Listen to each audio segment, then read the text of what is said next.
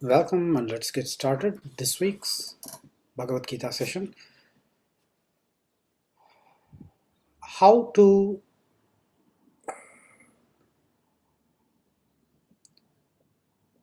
keep doing actions but still not take the ownership is what we saw last week. The magic word is Krishna Arpanamastu. Arpanam is offering. Krishna Arpanam is offering to Krishna. Astu is let it be. Every action that we perform as part of our everyday routine need not be big actions, but even it can be smaller one. Getting up, walking, watching something, hearing, listening, meeting someone.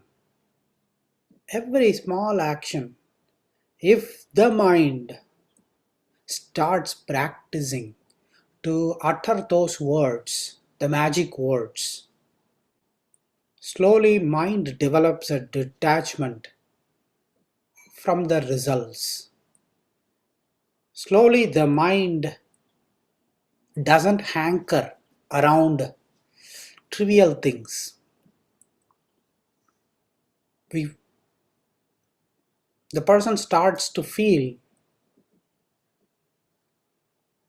not being bound by things around them, because mentally the mind is habituated to offer, or at least willing to offer, everything that person is doing to Krishna. So the subconscious part of the mind slowly believes that nothing is mine. I am willing to offer everything to Krishna. That works wonder, because a mind cannot be changed overnight. We cannot say that, okay, let us not be jealous. If you tell the mind, do you think that the mind will listen? No. It will say for a moment or for a few minutes, oh, I should not feel jealous about, or I should not be so greedy. How many times we tried in the past? Just think about it. New Year resolutions. And we want to do it. Does the mind any time listen and say that, okay, we have taken a New Year resolution, let's stick to it. Let's see through to completion. Mind will not have that habit. Psychologically, medically, mind is not for it. Given a choice, human mind will just drift towards comfort. Mind will not seek pain. And so mind would want to have the comfort, want to be mine. This is mine, that is mine, that is mine, that is mine, that is mine.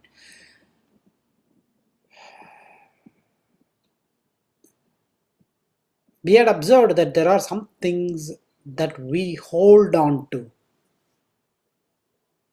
Even though the things that we know for sure that we won't be using it for the next 2 years, 3 years. And they have been lying in the garage for probably 3 years, 5 years, but still we want to hold it. So that is how human mind is. Even though we know for sure that we do not want it, we don't want to give it away. What if there is a need? Even though we know that last 10 years we have not used it, and we think mind tells us that there will be a need. There will be no need, and even if there is a need, we can get it, but still we don't want to give away. We don't want to say that it belongs, let it belong to others. That fundamental attitude is inherent in humans. It is not bad, because that is fundamental nature of this body, this mind. We do not want to give it away. That is why there are very few people who donate. Charity is rare. People are willing to spend for all the comforts. Like for example, you go to Macy's retail shop and you choose favorite dress, some items, shoes. Just go to the billing counter. Don't even look at the total. And even if they say that 280 rupees, $80, you don't even that much mind. There is no one bargaining. You just pay and come off. Get out of the shop with the merchandise. But if someone is in need of just $10, let's say, we will start to question, is that person really need it or they are trying to fake? I don't think I would, that is, giving is not inherent in us. Again, that is not bad. It is not bad, but that is the truth. It is not the question of good or bad. People who give are good, people who give are not good. No. It's not the question of good or bad, but it is a question of understanding and accepting the nature of our existence. Our mind is wired to not give. That is why it is even more important to start saying that magic word of Krishnarpanamastu in every small action that we do. You get up, you blink your eyes, you breathe, start saying Krishnarpanamastu. This breathing I offer to Krishna. To take a sip of water, offer to Krishna. So naturally, that is the only way to train the mind. That okay, that things are not yours. Let's step back. The moment we say things are not ours, the things will start approaching towards us. It is Newton's third law. As much force with which we push objects away from us, so much force they will attract towards us, gravitate towards us. Most of us, it's very hard for us to understand. Maybe we will have it, but elsewhere in our mind we are losing. In the sense that we are building greed, we are building attachment, we are entangling ourselves. It's like already knotted, or our existence is knotted, and by practicing this greed and practicing this anger, madness, attachment, blind attachment, what I mean, we are entangling ourselves a lot. And how to untie that? We might have seen this kind of a complicated knots, right, where we're not able to get out of, unknot it, untie the knots. It's not that easy. If it is just one knot, then it is easy to get that out. Mind is even more complicatedly knotted because of our natural habits that we have built over the years. Unnecessarily, unknowingly, we have complicated our own thoughts, our own mind, and we do not know what that mind is, what state that mind is at this time, because we don't have the control. And that is not bad. Again, it's not again a question of good or bad. Few people, they are just having the clear mind, they know what to do, and few people, they do not know what. None, no existing human in this world, as per Bhagavad Gita, has got that free will of their body or mind. We're all caged. That Atman inside us is caged within this material body. And many things are happening. It is not even, they don't have a control. If someone is you see, if someone we see that they are doing a good job and they are in a much better position, it's not they didn't do anything. It is just happening to them. They are just inside the body experiencing it. Good for them. Good for that Atma that it is experiencing. It has got a good body, good mind, good life. They are experiencing it. They did anything towards that? No. It is their environment, it is their circumstances and the acquired vasana that they have. They carry it from their previous births. Everything is influencing it. Other than that, they do not have the control. All our existence is just one dot within our. That Atman is our only existence. That is the only thing that we are. This body, mind, everything works on its own. But however, we have a little bit of free will where we can direct the mind to think few things. That is the only free will we have. By taking charge of the mind and focusing to do some things that we have, that is in our control a little bit. That is the only control we have. But even in that, with that mind, with that free will, if we do anything, what will happen? The result we do not control again. That depends on many, many factors external to us. So what is the big deal? Why are we not offering to Krishna? Why are we not saying Krishna Arpanamastu? If you had observed how many times I blinked, I do not know. And that is true for you also. And why should we know is a different thing. But I don't know why I blink, when I blink, what is the frequency with which I blink.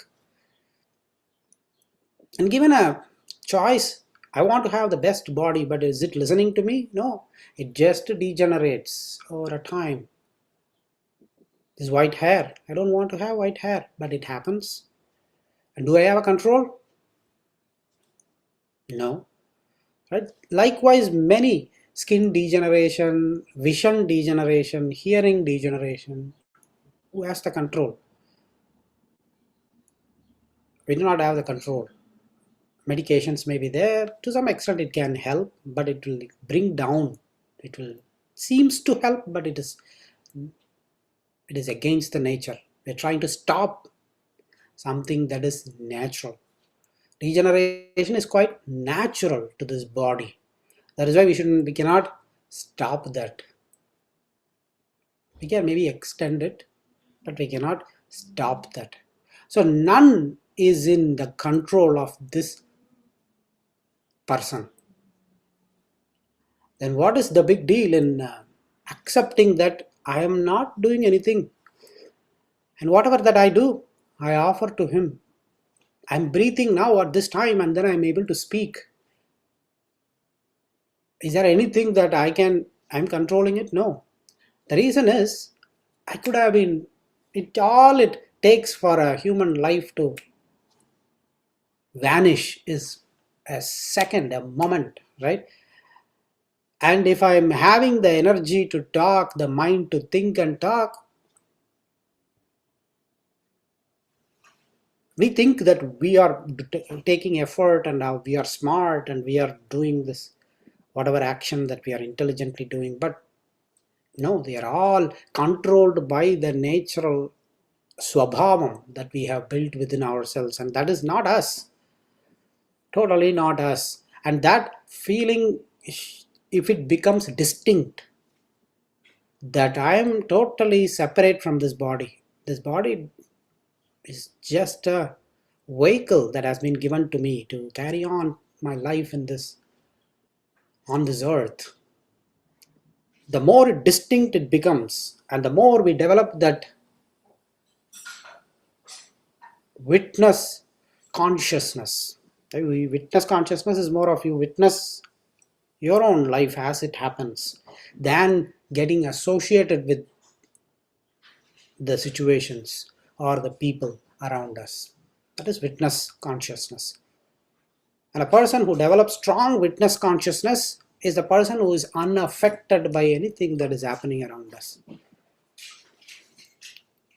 And how do we develop that? Because that person just observes what is happening outside and what this person is responding, how this person is responding, this organism is responding. At the end of the day, this is a biological organism, right? This body, this mind, this eyes, how is it responding, including the brain? So that observability is the key. Once we develop that, then that person enjoys life. Whoever who say that I enjoy life is not an enjoyment. A person who is detached and just looks everything and smiles, isn't it a good experience? Won't it be the best experience, enjoyment, right? Let's say that we do not have any attachment to the body, but we are able to observe everything, and then there will be no binding. We are just watching a show that is happening in front of us. That is the true enjoyment that yogis experience, and that is what they call it as bliss, where the person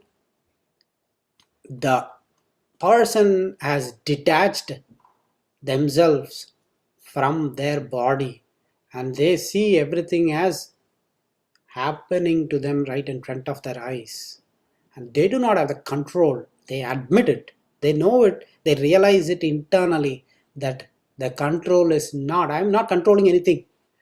That truth is evident to them, so much evident that that moment a strong wave of devotion descends in that person towards the creator. The reason that the wave of bhakti is not happening within ourselves is because that knowledge is not there, which is, oh, I am not doing anything, absolutely nothing that I do. It is all controlled. My patterns, my words, my breathing, my actions, everything is automatically happening within me, which I do not control. That true realization will slowly build the devotion in that person towards the creator, and that devotion is will, if that intensifies, then that is where the bondage creates between that atman and the creator. That bondage is inseparable. Once that person has created that strong bond within himself, that then that person is not attracted towards any of the materialistic nature of things, including this body or the any other things on this earth, because this person now has understood that everything else can be destroyed, else can be lost, and the only truth that remains is my attachment towards that creator. Right? Then that is the state that one person has to walk towards in the journey of life. Towards that, we are taking baby steps now. The first baby step is to offer everything with the magic word Krishna Arpanamastu. In those days, if you had seen even my mom, probably you would have observed your mom or grandma or grandpa saying every one word Krishna or Rama or Narayana, right? They just call out the names. Very simple to that. It's similar to that. Krishna Arpanamastu is like that has become Krishna. in your mind you say Arpanamastu. That is also perfectly okay. It's an habit that we are building for detachment as a baby step to start towards that ultimate destination. And now let's start looking at the shloka that we have to see today. Sarvakarmani manasa sanyasyaste sukham vashi navadware pure dehi naiva kurvanna karayan.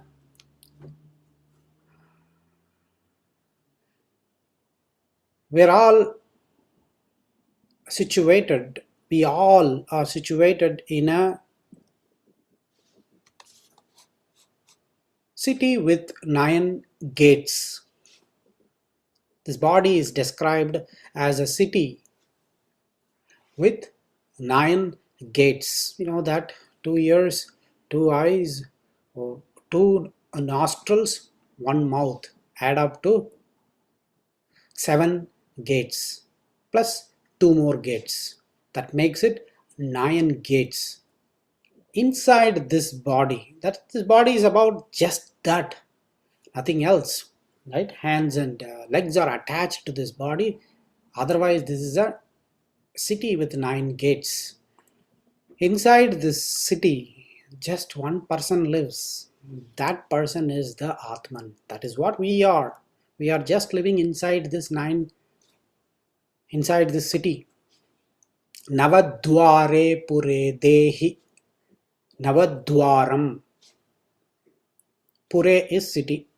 In the city of 9 gates, Dehi. Dehi is that Atman, which is this person. Sukham Vashi. He just resides, that he or that there is no he or she to it, because Atman has got no male component or female component to it. Atman is free from that. That is why even before advanced society started claiming and accepting women's equal rights, all those things, spirituality long time established that there is no man or woman difference. The difference is only in the body. In the Atman, there is no man or woman, right, or anything for that matter. It is neutral. And that person resides happily inside this city with 9 gates. Even when that person is performing all actions, engaged in all actions, doing all actions, that person inside stays happily unaffected by the outcomes, even if it is not that much comfortable or anticipated or desired. The outcome is not desired, but still that person is happy inside this body when sanyasyaste, having renounced everything else. Everything else in the sense like the ownership, most importantly, that I am doing. The moment we say,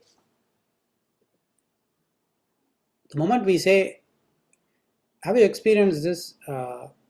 It's a simple thing. That is something that is that we do not want to happen. Let's say that there are some days where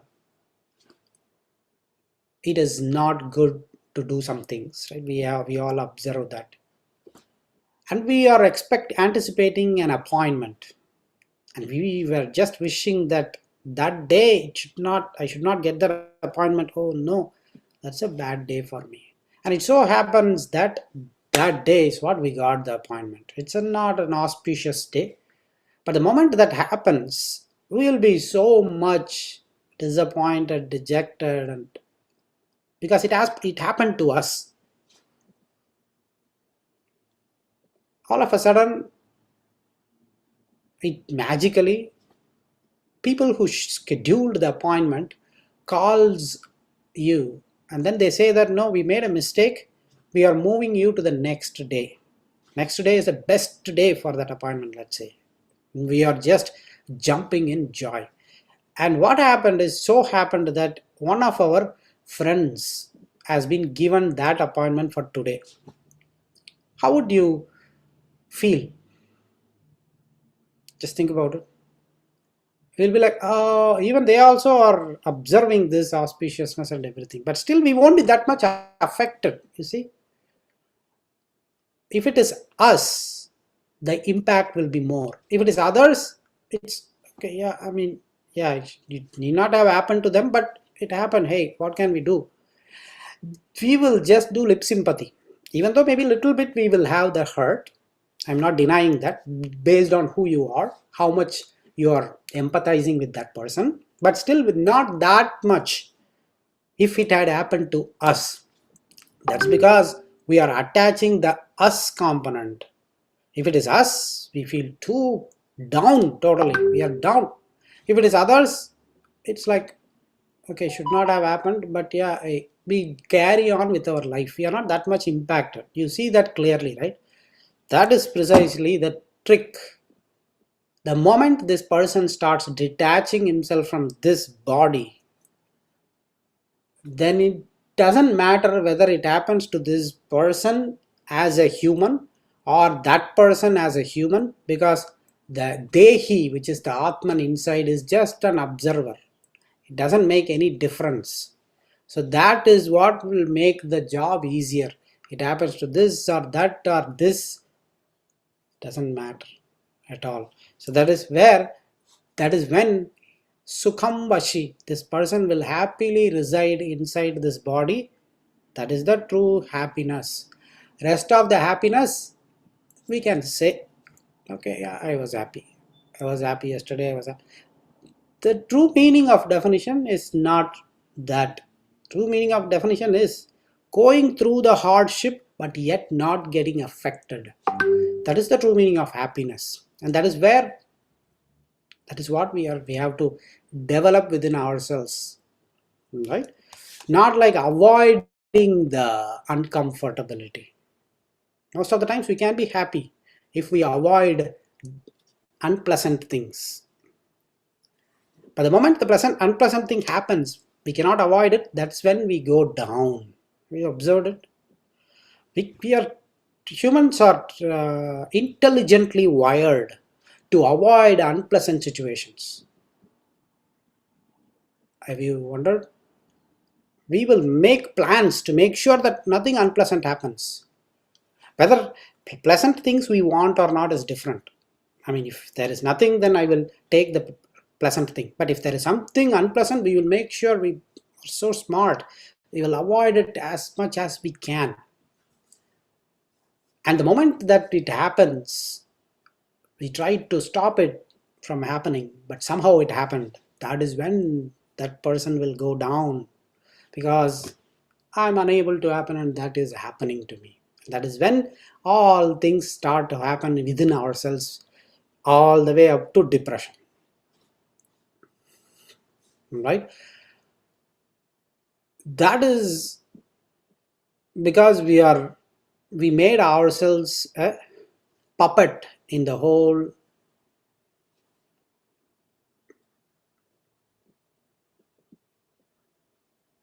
drama of whatever happening around us. We haven't given ourselves the role of a judge.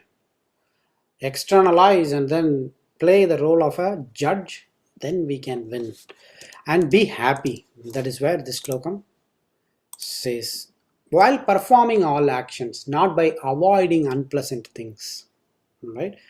Sarva karmani manasa, by doing all actions and by sacrificing the fruits, sacrificing the effects, that person becomes happy. Okay, let's move on to the next one. 14th verse, chapter 5.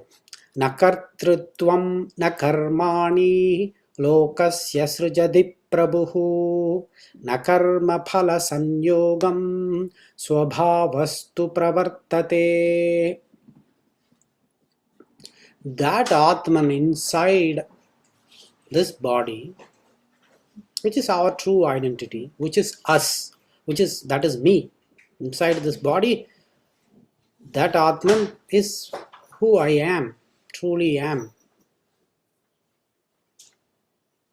And that person doesn't have any ownership, because that person is not doing any doership in terms of anything that this body does. Is detached from that. The doership is not from that Atman, nor the actions, whatever the actions, because that is formless. Atman itself is formless. How can that have any association with this body? Because this body is full of form. That's why any action you need to perform, who is performing it? A thing that has a form will do actions. A thing that doesn't have a form at all, how can it do actions? So that is why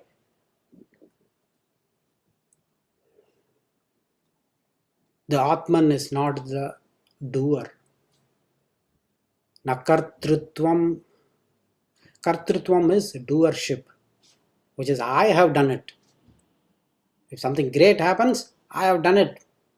I'm the only one who can do it. I'm great at this. But if something goes bad, God is so bad. That time we gently push it to them. That time the kartrutvam is not there. The doership is not there at that time. At that time we will comfortably pass it to God. Oh God, or something like, planets is so bad. We will put the blame everywhere, all around us, except us. And these people around me are bad. What not? We have invented, we will invent. We will try to see who we can patch the blame on. For anything, everything happens to me. Anything, everything, life happens. Life so bad because you should give a questionnaire. Life is not good because there not even be one person who writes life is bad because I didn't take ownership of my actions. We will write externally, we will identify the reasons. Right? That is why he said kartrutvam, that ownership, good or bad, life is good or bad, you are not responsible for it. That person is not responsible, but because that person is just the Atman. Whatever that is happening is only to this body. Na kartrutvam, na karmani, even the actions that others do to us or we do to others is not because of that Atman. Srujati Prabhuhu. Prabhuhu means here in this case that Atman. It doesn't affect the Atman. It doesn't originate from that Atman. That Atman is free from everything else.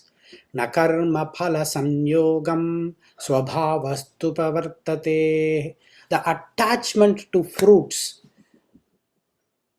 Karma phala sanyogam. That is the attachment. Where does it originate from? That is a cause for everything. We are attached. Attachment is what is making us. The only difference between a realized yogi and us is that attachment. That person is not even affected by anything that is happening. That person just smiles as if he or she is free from the whole world. They are just observing and they are just laughing. They are doing things still. But everything happens, they will not take ownership of what, because they know for sure that they are not the doer. That doesn't mean that they won't own their actions in the sense in terms of whatever that happens. They will do it. But offering everything to Krishna, they do it. If something happens incorrectly, turns out that they became responsible, they will not be mad. Oh, I gave it to Krishna and he made me put in prison. Let's say something happens, If this person does with good intention and offering to Krishna, he was saying Sarvam Shri Krishna Arpanamastu and he was performing something. Turns out that eventually down the line, few things have gone wrong and this person had to ends up in prison. Just giving an example. Now, you know what others who are watching will say? They will say that, I know, he has been saying God, Krishna, God, and all. One thing is that, right? I know he is such a fake. That is one group of people. Other group of people will say that, oh yeah, this is what will happen. Now let's see what Krishna he called, whether he is going to help him or not. Nothing will happen. No Krishna will help in that scenario. He may or may not help. But then whatever happens, even if that person perishes in prison, is also not because of God, not because of this person, that Atman, any such thing. That free soul will still happily smiling and enjoying the rest of the days in prison. That is the beauty of liberation. Liberating or realization is that they do not know the difference between happiness derived while living here or happiness derived in the prison. Happiness is happiness to them. They can enjoy themselves within themselves. They enjoy their own soul, their Atman. That is their only enjoyment. And their association with the Creator. That is their true enjoyment. Their happiness is not defined through this body. But for rest of us, we have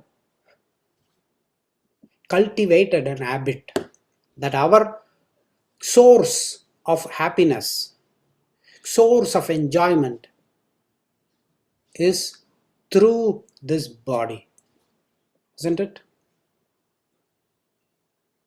That is the reason that most people close your eyes and meditate. Do not speak to anyone. Do not listen to anything through your ears. Do not see anything through your eyes. Do not move your body. Sit in one place. Close your eyes. It's hard because it is unpleasant. There is no pleasure or happiness. Who will do meditation? That is not even a happy thing because we are not used to that.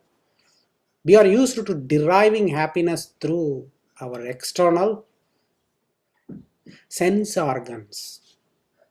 That is what defines us. The moment we start realizing that, then we will know our dependence on it. Right? We are so much dependent on it. How many of us will be willing to close our eyes and then are not to see anyone for next, let's say, 2 days? 2 days, a lot, one day. Or let me ask you one thing. Let me ask you another thing. How many of us will be willing to do a Mauna Vrata for one day? 1 week? Are you kidding? Most of you will not even attend this session from next week if I say that.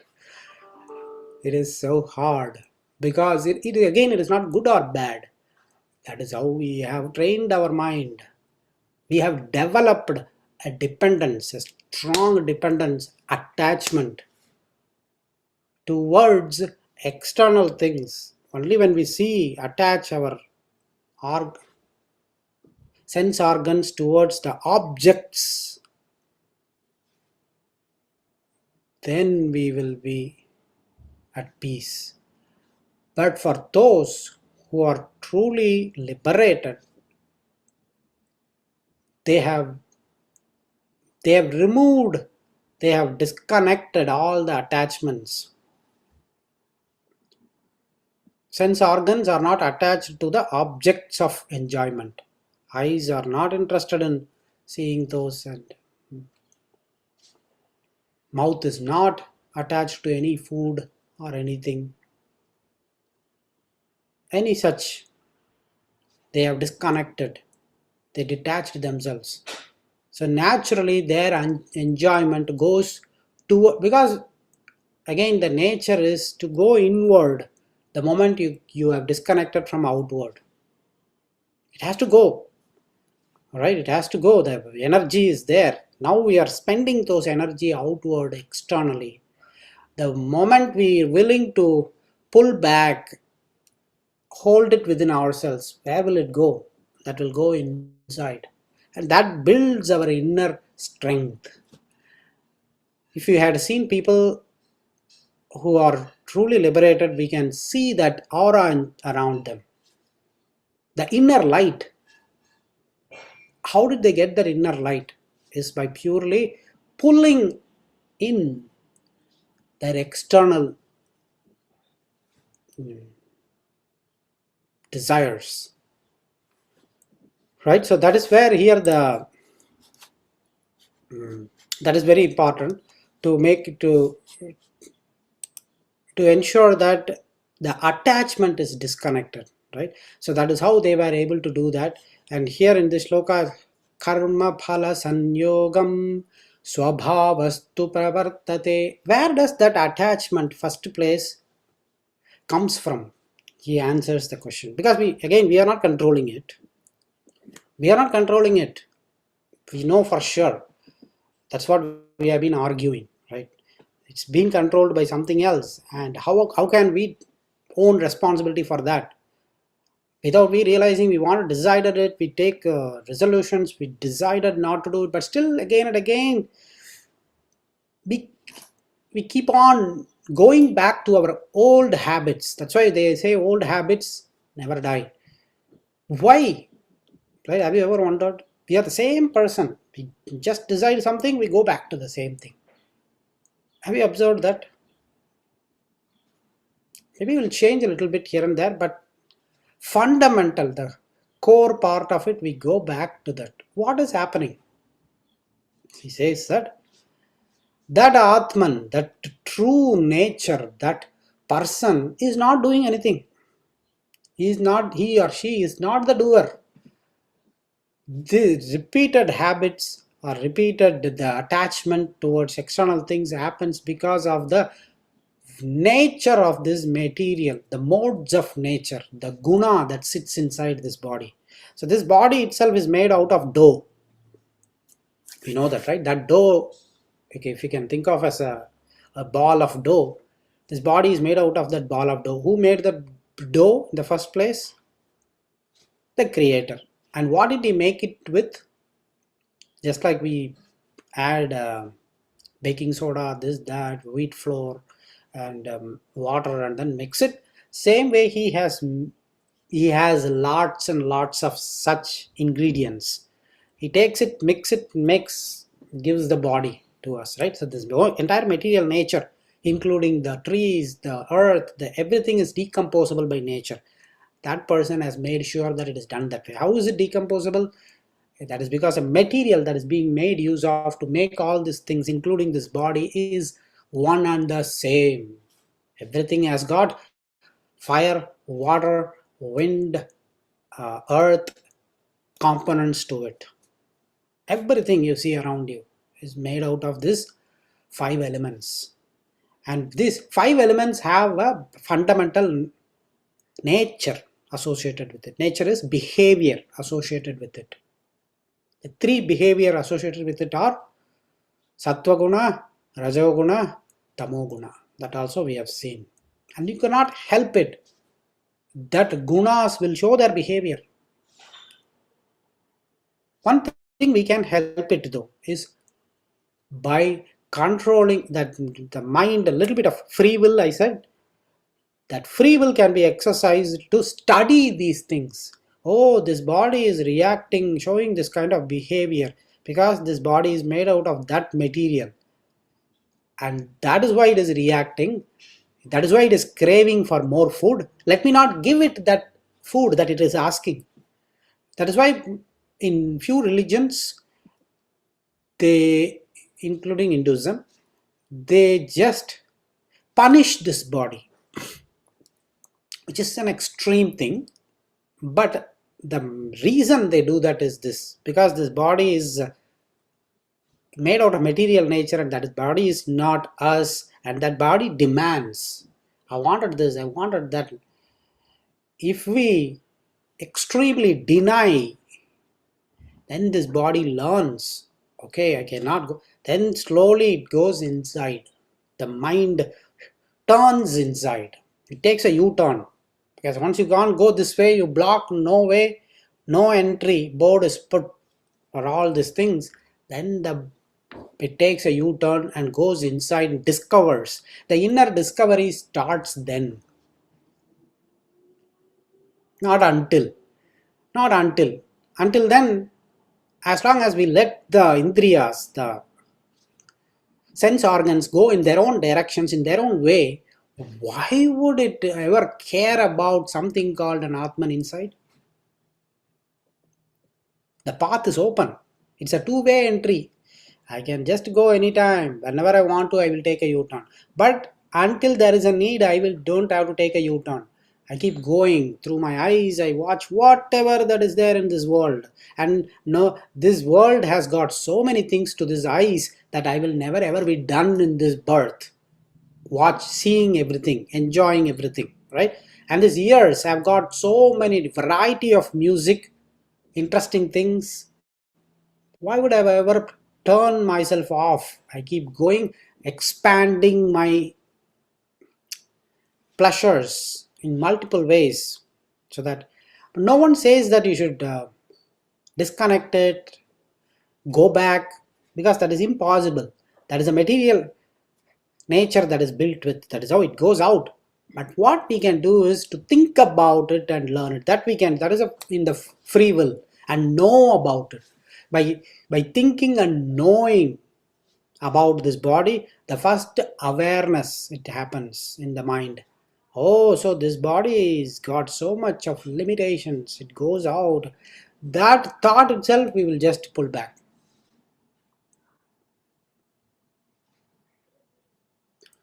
It is like this. Let's say when I speak, I just raise my hand every time something like this to say a point, right? Now, one of you have observed it, and then you said, then next time you meet me, you say that every time you speak, you are just, using your arms, hands a lot. Can you reduce it? The moment you say that, the awareness happens in my mind. Oh my goodness. Okay, looks like I'm using my hands excessively. The moment awareness comes, the next time when I lift my hand, naturally I will just pull back. Why? The awareness descended in my mind. Oh, that seems to be obstructing or annoying others. Let me not do it. That would have happened in many of the situations to you also. When as long as someone points out the limitation in our interaction or in our anything, we won't be aware of that. The moment someone points out that, then we become aware of it. But that is what is happening to all of us, most of us. But we should be smart enough to know our own limitations by using that free will. It's not our limitation again, it is the limitation of this body. The moment we start being aware of 1, 2, 3, 4, 5, 6, 100 such limitations, then we have started perfecting ourselves. Oh, I never have realized that I use these words. There are some words that may be putting people off. We never know. Alright, so, oh, these are the words probably that might have put that person off. I should stop using it. Not until when others say it, but we should have that awareness. If you had observed earlier, there is a Buddhi Yoga, he said, right? The Jnana Yoga or Buddhi Yoga. The Karma Yoga is also called Buddhi Yoga. It doesn't have to have a lot of knowledge about divinity or creation or any such thing, but a simple intelligence about our own body, our own mind, our own behavior. Karma Yoga is all about knowing our body and mind. If you ask me, simply say it, why so many verses, so many chapters? That is Karma Yoga. Knowing about ourselves and tuning ourselves to unite with that creator. Whatever the creator desires, why has he created it? Let me align myself with his vision. So in a big organization, if you had seen people, the CEO of the company will have a vision, and he will define a vision statement, and he will say, he will expect that all the employees under him will have to follow his vision. And we all will be okay with that. We will say that yes, as a CEO, he is investing money in it, and he has every right to define his vision, and I will have to walk in his path. But when someone says the creator has a vision, let's think, or at least ask about what is the vision that he would have had for me. Let me walk through that path. That is, if we start thinking about it, then we will start thinking about our own behaviors, our own body, why it is given to me, what is it doing, what is the mind doing. The questioning will slowly start, purifying actions will start happening. The refinery, the purifying factory will start working. Once that happens, then slowly the attachment will, subconsciously we will walk out of few things, being out of awareness, right? Once the awareness comes, okay, let me stop doing some things that I've been habitually doing. I don't know why I'm doing, but I'm habitually doing. And then start introducing some positive things in terms of our actions. Krishnarpanamastu. If I've done something, okay, Krishnarpanamastu. Then slowly the alignment internally happens. Again, we can only influence it, we cannot make it happen. We are only the influencer. By using the small free will that have been given to us, we are influencing that to make it happen internally. The moment we start saying Krishna, then he is the creator, he owns this body, he knows how to do rewiring. Everything will look differently as slowly, gradually, once we start practicing that Krishnarpanamastu. So let's start doing that. With that, I'll stop here, and then we will see rest of the next set of slokas in our next session. Shriyah Kantaya Kalyana Nidhaye Nidhayetinam Sri Venkata Nivasaya Srinivasaya Mangalam. Good evening, good night to all of you. I'll see you next week. Bye. Sarvam Sri Krishna Arpanamastu.